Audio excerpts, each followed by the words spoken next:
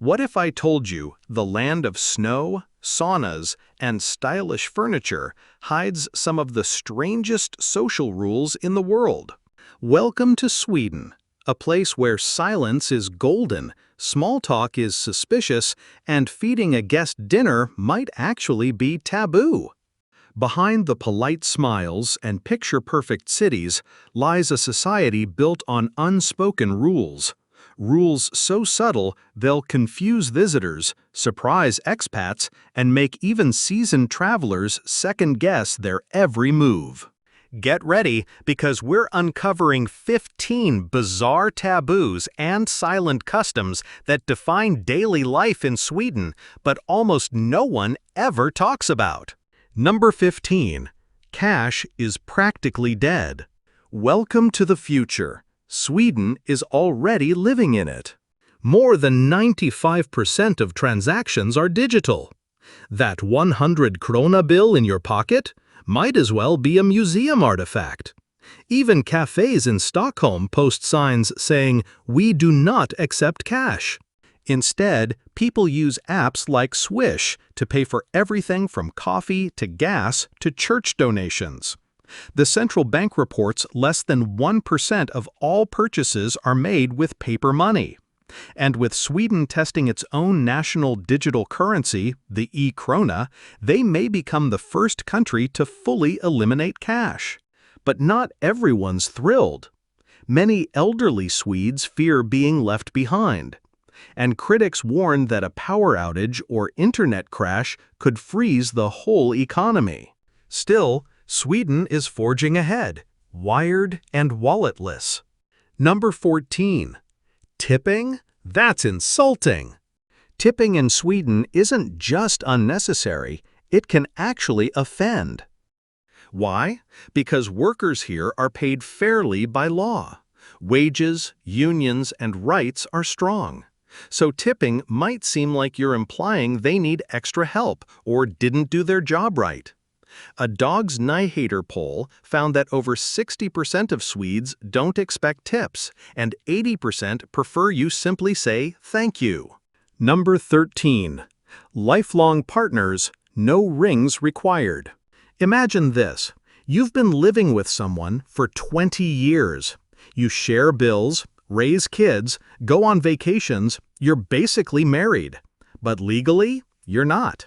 Welcome to the Swedish concept of sambo, a form of lifelong cohabitation that doesn't require marriage. And it's not just casual living together, it's a legally protected status. Nearly 50% of Swedish couples are sambos, even those with children. In Sweden, marriage is optional, not expected. Many believe choosing to stay together without needing a contract is a stronger symbol of commitment than a wedding ring. Swedish law even includes a Sambo Act that outlines rights for things like shared property, custody, inheritance, and healthcare access. Live together for 6 months with kids, you're a legal family. And here's the twist, no messy divorce. If you separate, you can simply become a Sambo with someone else. It's a system built on flexibility, mutual respect, and freedom of choice, not tradition. Number 12. Nudity isn't shocking. It's normal. In Sweden, being naked isn't taboo. It's just Tuesday. From lakeside saunas to urban nude beaches, public nudity is widely accepted and often encouraged. But it's not about being provocative. It's about body neutrality and freedom. Whether it's Ågesta Nude Beach near Stockholm or open-air saunas in forest parks, you'll find Swedes of all ages, yes, including entire families, relaxing without a shred of embarrassment. According to a 2022 Svenska Dagbladet survey, nearly 48% of Swedes have participated in some form of public body-positive activity, be it skinny dipping, sunbathing, or even outdoor yoga. In this culture, the body isn't sexualized by default. It's simply human. Children are taught from an early age to understand body privacy and boundaries through education, not shame. That might explain why UNICEF ranks Sweden as one of the top countries for children's emotional well-being. So don't be surprised if you stumble upon a sauna full of naked strangers chatting like it's nothing. In Sweden, it really is. Number 11. Kids aren't bossed around, they're respected. In Sweden, children aren't treated as miniature adults or passive rule followers. They're seen as people, with emotions, boundaries, and a right to be heard. Here, it's perfectly normal for a child to say no to food, to refuse a hug, or to object to something that makes them uncomfortable. It's not rudeness, it's part of teaching them how to set boundaries and trust their instincts. Swedish law backs this mindset completely. In fact, Chapter 5, Article 11 of their child protection laws guarantees every child the right to express their views in matters that affect them. And since 1979, Sweden became the first country in the world to ban all forms of physical punishment, including spanking, setting a global precedent. But this isn't a free-for-all. Children aren't given unchecked power. Instead, the role of parents is redefined, not as commanders, but as emotional partners. Parents are encouraged to discuss, explain, and involve kids in decision-making, rather than bark orders or use fear-based discipline. According to Uppsala University research, this approach leads to children who are more confident, emotionally aware, and capable of building healthy relationships later in life. No yelling, no punishments without explanation, and definitely no shaming. Ask a Swedish child how they feel, and you might be surprised when they ask you the same in return. That's the foundation of the empathy and equality Sweden holds dear. It's no surprise UNICEF consistently ranks Sweden among the best places on earth to raise children. Number 10. Street dancing can get you in trouble. Picture this. You're in a European plaza. Music's playing, friends are dancing, and the vibe is pure joy. In Paris or Berlin, that's normal. But in Sweden, that spontaneous dance party might be illegal. Thanks to a strange and long-standing law from the 1930s, dancing in public without a permit is technically banned. Known as the Dance Permit Law, it was originally intended to control public gatherings, but it stuck around far longer than expected. In the 1990s, Swedish nightclubs were actually fined, not for noise, not for drinking, but simply for allowing people to dance without a separate dance license. Even if the venue was legally open and serving food, dancing without a permit crossed the line. Though the rules have relaxed in recent years, the ban hasn't fully disappeared. As of 2023, public dancing still requires approval in many cities, especially in open spaces like parks, plazas, or docks. Even inside a busy cafe, organizing a dance event could require the owner to file with the city. It's one of Sweden's strangest legal leftovers, a silent reminder that even in a progressive society, some old rules still tap their feet in the background. Number 9. Sexism isn't just frowned upon, it's outdated. In Sweden, gender equality isn't a goal, it's the baseline. Ranked #5 globally and #1 in Europe for gender parity by the 2023 World Economic Forum, Sweden leads the way with over 43% of leadership roles held by women. Female CEOs, engineers, and political leaders aren't groundbreaking, they're expected. And that's why even casual gendered comments like, "Are you sure you can handle this?" or "Do many women do this job?" can come across as not just rude, but ignorant. Here, gender is intentionally removed from everyday language. Official documents, emails, and even customer service exchanges favor gender-neutral terms, using first names or Sweden's neutral pronoun hen instead of he or she. This isn't about hating men. It's about removing bias from the equation altogether. In Sweden, skills matter more than titles, and equality isn't just a policy, it's a deeply rooted social norm. Number 8. No, you can't just buy alcohol anywhere. If you think grabbing a bottle of wine in Sweden is as easy as picking up milk, think again.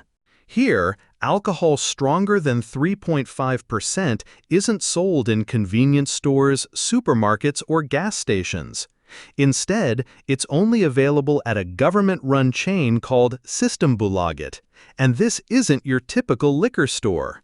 There are no discounts, no flashy displays, and definitely no late-night booze runs. It's more like a pharmacy for alcohol, sterile, quiet, and very controlled. To buy anything above a beer, you must be at least 20 years old, show ID, and follow strict hours. 10 a.m. to 6 p.m. on weekdays. 1 p.m. to 1 p.m. on Saturdays. Closed on Sundays and holidays. This system has existed since 1955, designed not for convenience, but for public health. And it works. According to the World Health Organization, Sweden consumes 8.2 liters of pure alcohol per person per year, compared to 9.8 liters in the US and 10.6 in Germany. Fewer car accidents, lower domestic violence rates, and a society that treats alcohol not as a right, but as a responsibility. Number 7. Big romantic gestures? Big mistake. If you're planning to win a Swede's heart with roses, serenades, or love at first sight speeches, pump the brakes. In Sweden, romance is subtle, slow, and deeply private. Grand gestures, like surprise gifts, public confessions, or saying "I love you" too early, aren't seen as sweet. They're often viewed as emotionally excessive, even awkward. Personal space is sacred, even in love. According to Statista Central Byron, over 50% of Swedes believe public displays of affection are disrespectful. Holding hands, kissing, or hugging in public can feel intrusive, not intimate. Here, love doesn't start with fireworks. It starts with quiet fika dates, casual texting, and cautious unspoken connection. You could date someone 10 times and still not be considered a boyfriend or girlfriend. In Sweden, love isn't shouted, it's whispered. The taboo isn't romance itself. It's romance that feels too fast, too needy, or, worst of all, too American. Number 6. Never act like you're better than anyone. In Sweden, modesty isn't just polite, it's a deeply embedded social rule. And breaking it, that's taboo. This unwritten code is called jantelagen, or the law of Jante. It isn't a legal rule, but it shapes everything, from how people talk about success to how they write their resumes. The core idea? Don't think you're better than anyone else. Have a six-figure salary? Great, but don't bring it up. Top of your class? Keep it to yourself. Even online, Swedes avoid anything that looks like showing off. A 2022 Stockholm University survey found that over 78% of Swedes find public self-praise annoying, and a study by the Swedish Institute for Future Studies revealed that many international students feel held back, afraid that confidence will be mistaken for arrogance. It's the complete opposite of countries like the US or UK, where self-promotion is part of success. In Sweden, the more humble you are, the more respected you'll be. So if you want to fit in, speak softly, act modestly, and let your actions speak louder than your words. Number 5. Working late? That's a red flag. In most countries, staying late at the office signals commitment. In Sweden, it raises eyebrows. While the official work week is 40 hours, many Swedish companies, especially in the public sector, adhere to 37.5 hours per week, or even less. Some employers in Gothenburg have experimented with 6-hour workdays, and the results? Higher productivity, less stress, and happier employees. Here, leaving work on time isn't lazy, it's smart. According to Eurostat, 95% of Swedes clock out by 5 p.m. And if you consistently work overtime, you won't earn admiration. You'll get strange looks. People might wonder, do you lack time management? Are you overcompensating? Lagom, the Swedish philosophy of just the right amount, applies to work too. Because here, success isn't measured in hours, it's measured in balance. Number 4. Places you shouldn't visit in Sweden. Sweden may have the image of a perfect Nordic utopia, but not all of it is postcard perfect. Across major cities like Stockholm, Gothenburg, and Malmö, there are zones known as utsatta områden, vulnerable areas officially flagged by Swedish police where crime is high and law enforcement presence is limited. As of 2024, nearly 60 such zones exist. These aren't just rough neighborhoods, they're places where organized gangs exert control, surveillance cameras monitor movement, and even police hesitate to intervene after dark. Neighborhoods like Rinkeby in Stockholm, Rosengård in Malmö, and Biskopsgården in Gothenburg are frequently cited in national security reports. In some areas, local residents manage access points, install private barricades, and operate like communities within a state. So what happened in a country once hailed for peace and equality? Security analysts point to a mix of open immigration policies, failed integration efforts, and economic segregation, leading to social rifts. The result? Parallel societies where native Swedes avoid and second-generation immigrants feel abandoned. It's a complex, sensitive issue, but one that shatters the illusion that all of Sweden is a safe, seamless paradise. Number 3. Never expect a dinner invite. Imagine visiting a friend's home, and when dinner time comes, they go off to eat and leave you sitting in the other room. No invite, no snack, not even a sorry. Sounds cold? In Sweden, this is perfectly normal. This strange custom first made waves on social media, sparking global outrage. But in Swedish culture, not inviting guests to dinner, especially unplanned, is about respecting independence and boundaries, not being rude. The belief is simple. If I feed you, you may feel obligated. That's seen as unfair. True respect means not creating pressure or emotional debt. Food historian Richard Tellstrom traces this back to the 1960s and 70s, when meals were expensive and tightly portioned. Kids visiting other homes during dinner were told to wait or go home to eat. Today, this rule has softened, especially in cities and younger households. But in more traditional or rural communities, the dinner table is still considered family-only space, a quiet boundary few dare to cross. Number 2. Baby names need government approval. Think naming your baby is a personal decision? In Sweden, it's a legal process. Under the Names Act of 1982, parents must submit their chosen baby names for official approval. If the name is deemed inappropriate, offensive, or just too strange, it gets rejected. No name, no birth certificate. And it's happened. Names like Metallica, IKEA, BurfXCC, XXM, NPCC, LLM, NPRX, CLM, NK, SQLB 11116, and even Allah have all been denied for being confusing, commercial, or potentially disrespectful. Why the control? Because in Sweden, a name is part of a dignified social identity. A flashy or controversial name can disrupt the balance of equality and social harmony, two values Swedes take seriously from birth. It may sound strict, but it's rooted in the belief that every child deserves to grow up with a name that commands equal respect in society. Number 1. The sacred rule: always cue properly. The most important rule in Swedish culture: wait your turn, quietly. In Sweden, lining up is sacred. Whether it's for the train, the bakery, or a summer ice cream cone, people form silent, orderly queues, sometimes with meters between each person. No signs, no instructions, just trust.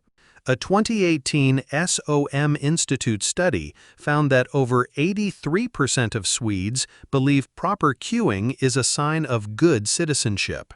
Some places even have ticket machines at sandwich shops, not because it's crowded, but because no one should feel cheated or skipped. And if you cut the line, you won't be shouted at. Instead, you'll receive the dreaded Swedish silent punishment: cold stares, subtle head shakes, and collective, quiet judgment. It's not loud, but it's chilling.